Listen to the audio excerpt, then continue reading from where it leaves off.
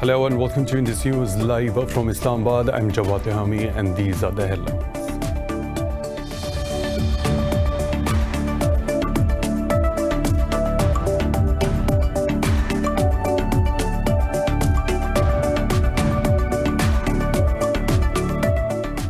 UN General Assembly's President-elect Volkan Bozkır says the Kashmir issue should be resolved through diplomatic means and as per the UN resolutions. He was addressing a joint press conference alongside Pakistan's Foreign Minister Shah Mahmood Qureshi in Islamabad. In his address, Qureshi said Indian-occupied Kashmir is a nuclear flashpoint of the world and if not dealt with properly, it may have global consequences.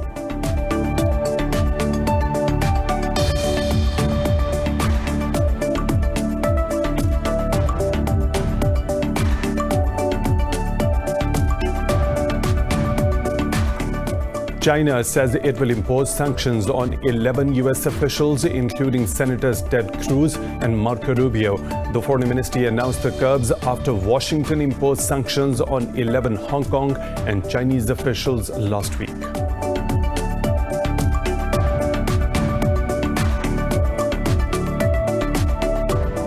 Israel says it is ready to go to war with Lebanon if it feels that such a war is imposed on it.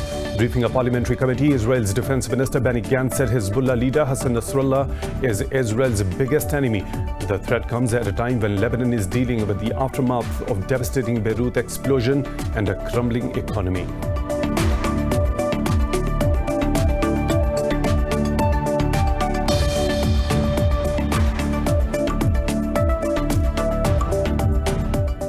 India has reported the highest daily COVID-19 deaths in the world with over 1,000 new fatalities and the tally crossing 44,000. In Brazil, 572 more people died overnight, bringing the toll to over 101,000 with over 3 million cases. Meanwhile, in the US, COVID-19 infections have crossed 5 million, while the death toll has reached nearly 163,000. In Pakistan, 15 more people have lost their lives during the last 24 hours with more than 17,000 active cases. Globally, the COVID-19 has taken over 731,000 lives while infecting over 19.8 million.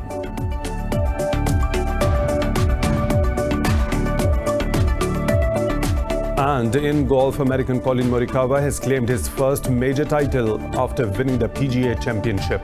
Playing at California's Harding Park, Morikawa delivered a magical eagle on the 16th hole in a bogey-free round of 64. He finished the final round at 13 under par.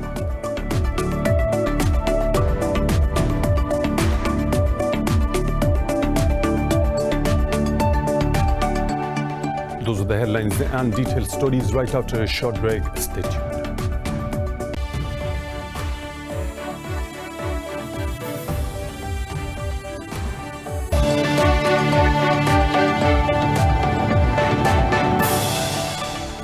Welcome back, and now for the news in detail. UN General Assembly's President-elect Volkan Bozkır said the Kashmir issue should be resolved through diplomatic means and under UN resolutions. He was speaking to media after a meeting with Prime Minister Imran Khan in Islamabad.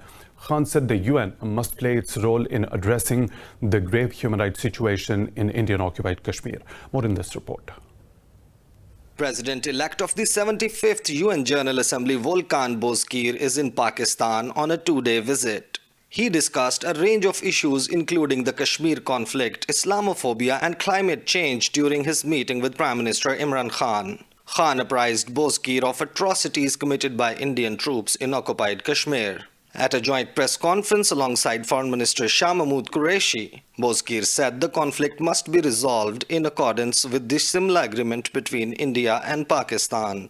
There is also the 1972 Simla Agreement between India and Pakistan, which states that the final status of Jammu and Kashmir is to be settled by peaceful means in accordance with the Charter of the United Nations. Resolving the dispute over Jammu and Kashmir is key to sustainable peace in the South Asia.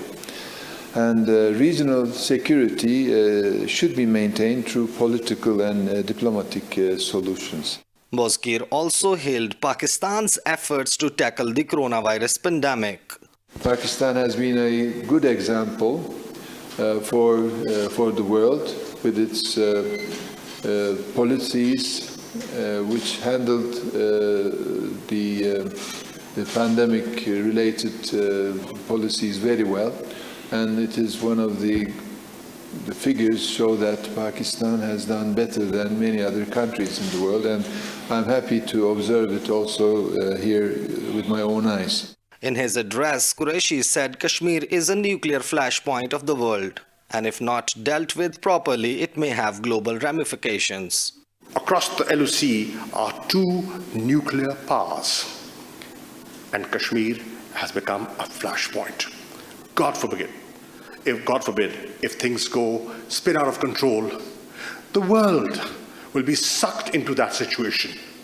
Before that happens, the world and the UN must act responsibly and act now. Turkish diplomat Bozkir was elected president of the 75th session of the UN General Assembly in June and is expected to officially take charge of his new role in New York on 15th of September. Reporting for Indus News, Isa Naqvi, Islamabad. 5 people have been killed and 14 others wounded in an IED blast in the Chaman area of Pakistan's southwestern Balochistan province. Police say the bomb was planted in a motorcycle parked on the Chaman Mall Road. Assistant Commissioner of the city said the wounded have been shifted to civil hospital. Security forces have cordoned off the area. Prime Minister Imran Khan has condemned the attack and expressed grief over the loss of precious lives. China says it will impose sanctions on 11 U.S. officials, including Senators Ted Cruz and Marco Rubio. The foreign ministry announced the curbs after Washington imposed sanctions on 11 Hong Kong and Chinese officials earlier. The move by Beijing came after Hong Kong police detained media tycoon Jimmy Lai for allegedly breaching the security law. Earlier, Washington announced its toughest ever sanctions on Chinese officials, alleging that they had undermined Hong Kong's autonomy by introducing new security law. Under the sanctions, Washington froze U.S. assets of the Chinese officials. Israel says its warplanes have targeted multiple locations on the Gaza Strip. The Israeli Defense Ministry says it struck Hamas's observation posts in retaliation to explosive balloon attacks. The Hamas-linked media outlet has confirmed the claim, saying the posts were located near Beth Hanun. No casualties have been reported so far. This is the second time this week that there has been an escalation between Israel and Gaza. On Friday, Israel claimed to hit Hamas's underground infrastructure in an airstrike. Israel says it is ready to go to war with Lebanon if it feels that such a war is imposed on it. Briefing a parliamentary committee, Israel's defense minister Benny Gantz said Hezbollah leader Hassan Nasrallah is Israel's biggest enemy. Gantz said Israel will continue efforts to stop Iran from acquiring nuclear power and from operating in Syria. The threat comes at a time when Lebanon is dealing with the aftermath of the devastating Beirut explosion and a crumbling economy. India has reported the highest daily COVID-19 deaths in the world, with over 1,000 new fatalities and the tally crossing 44,000. In Brazil, 572 more people died overnight, bringing the toll to over 101,000 with over 3 million cases. Globally, more than 731,000 people have lost their lives to the virus, with over 19.8 million infections. More in this report. The new coronavirus continues to wreak havoc in the US and Latin America, where tens of thousands are getting infected every single day. In Venezuela, President Nicolas Maduro has extended the lockdown by 30 days, keeping travel restrictions to prevent a surge in imported cases. But Brazil and Mexico have ruled out reimposing restrictions despite a surge in infections. Now that we in Brazil have arrived at 100,000 COVID-19 deaths and nearly 3 million infections, we want to have the hope and trust that each one of us is important, and also that each one of us has responsibility to act and to be aware in our country and in the world. In Washington, Democrats and Republicans have failed for the 5th time to present a new economic relief package to salvage the country's growing financial worries. Well, what we're doing is we reimburse through the general fund, not through Social Security. This will have no impact on Social Security. We're going to, through the general fund, reimbursed. This will have zero impact on Social Security.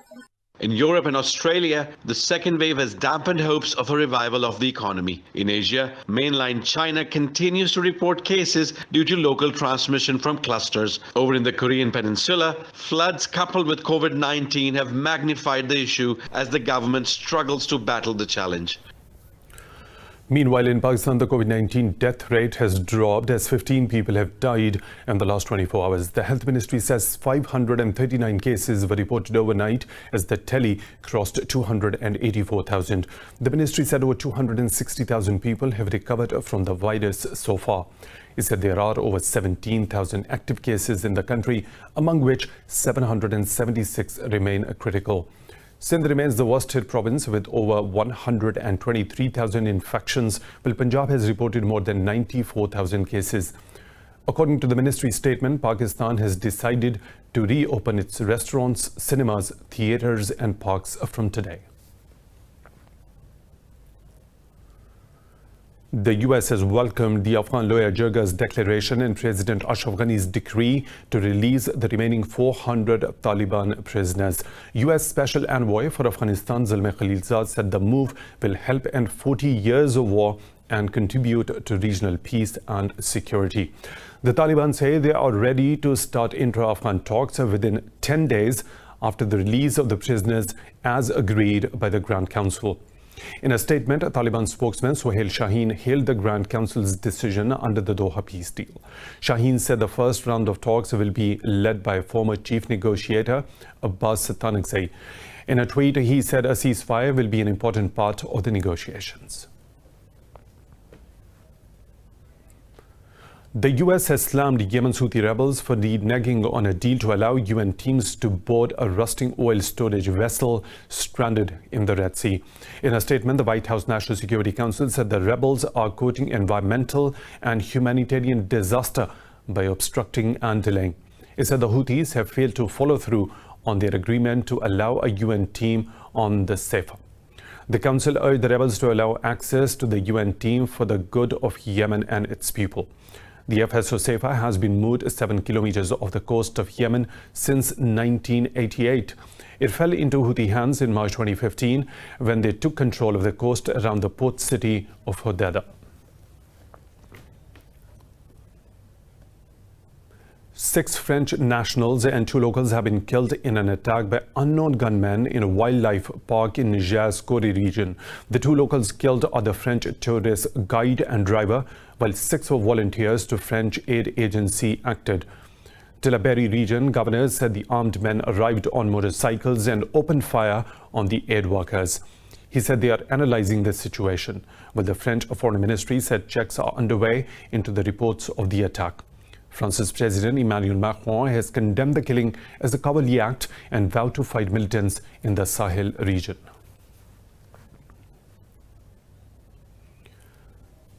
Belarusian leader Alexander Lukashenko has won a 6th term as president. Election Commission says the sitting president bagged over 80% of the total votes.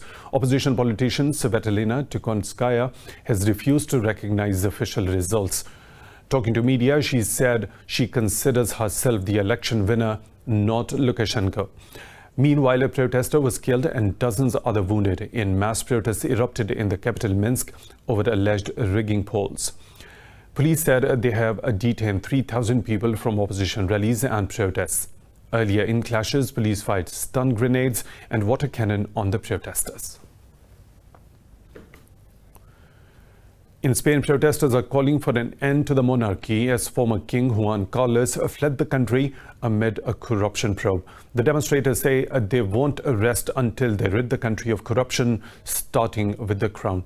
About 100 Republicans demonstrated in Valencia, while more protests are planned for the island of Mallorca, where King Felipe VI is due to visit this week. Former King Juan Carlos abdicated in 2014 in favor of his son Felipe. Carlos abruptly announced his decision to leave the country, but there has been no official confirmation of where he went.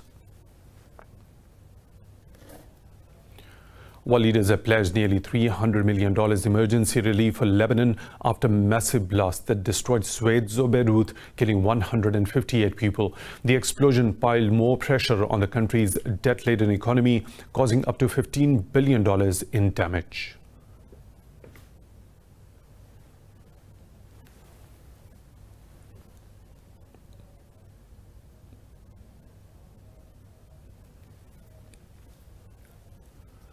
Turkey says it has killed 3 militants of the Kurdistan Workers' Party in airstrikes during a counter-terrorist operation in northern Iraq.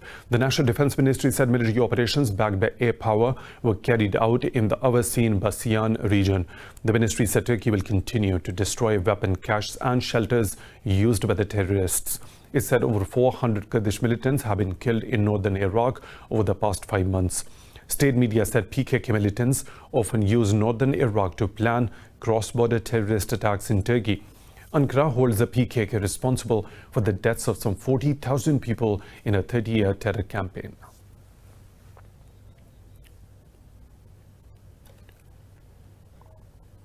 More stories to follow right after a short break. Stay tuned.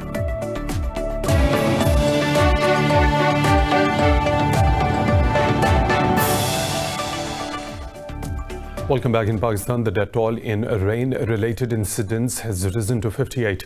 3 days of heavy monsoon rains have triggered flash floods across the country. Pakistan's National Disaster Management Authority said 19 people lost their lives in the northwestern Khyber Pakhtunkhwa province. It said 12 died in southern Sindh province, 8 in Punjab and Balochistan province each, while 10 in the country's northern Gilgit-Baltistan region. Rain also damaged about 100 homes and caused a breach in a flooded main canal, inundating villages in Sindh province. The military said it has rescued more than 100 people from Dadu district in Sindh. Meanwhile, houses in Yemen's UNESCO-listed old city of Sana'a are collapsing under heavy rains. Months of floods and storms across the country continue to kill, displace and increase disease transmission in the war-torn country. More in this report. The distinctive red and white mud brick houses of Sana''s historic neighborhoods, which date back to the 11th century, have long been under threat of disrepair and violence from war. But many partially collapsed as heavy rains battered Sana'a, leaving families with nowhere to live. We call on all the organizations to save us. May God save them from hell. We call on good words to save us. 6 women and 6 children live in this house. We don't have anywhere else to go, no friend, no relative except God. Save us with a room or a bathroom. Our house is in danger of collapsing. Officials say citizens do not maintain buildings as in the past, leading to cracks and weaknesses. We have 107 buildings whose roofs partially collapsed and 2005 buildings inside the city where the water is leaking through the roofs. 2 abandoned buildings collapsed completely and an inhabited building that partially collapsed. Most of the reasons go back to the negligence in restoration by the residents. On top of the new coronavirus, which is believed to be spreading largely undetected, the rains helped spread diseases like cholera, dengue fever, and malaria. Large plumes of smoke are wafting through jungle trees as the Amazon is once again under threat from forest fires. The Brazilian government data shows fires in the world's largest rainforest have surged in August. Brazilian Space Research Agency INPE recorded 5,860 fires in the Amazon in the first week of August. This is a 7% increase from the same period of last year. The trend suggests this month may be on par with a year ago, the worst August in 9 years. Environmental advocates blame right-wing President Jair Bolsonaro for emboldening illegal loggers, miners and land speculators to destroy the forest. Bolsonaro says more mining and farming are needed in the region to lift the people out of poverty.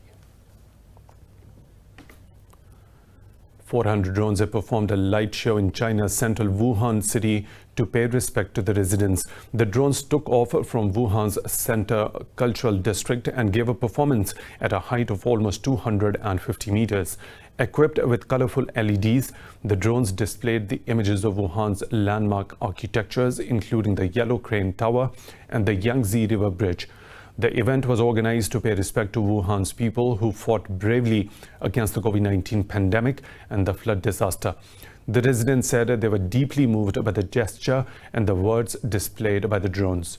They said during the outbreak, Wuhan learned that all people share a common future.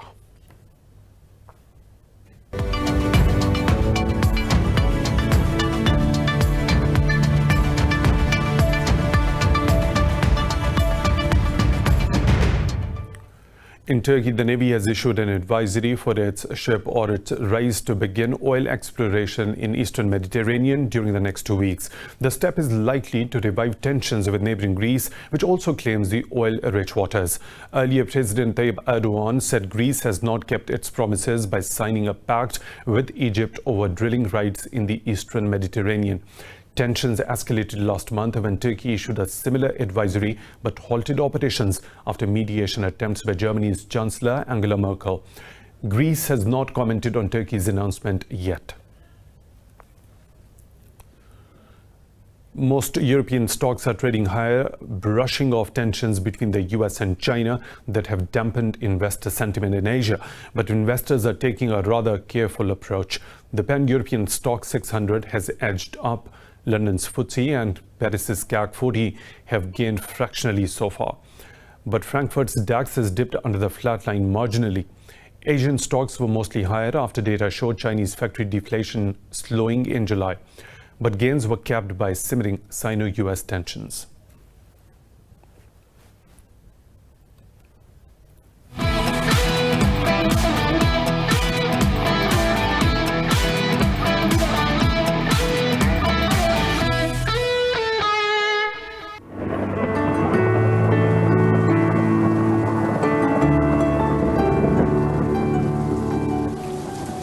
And now the weather situation from around the globe.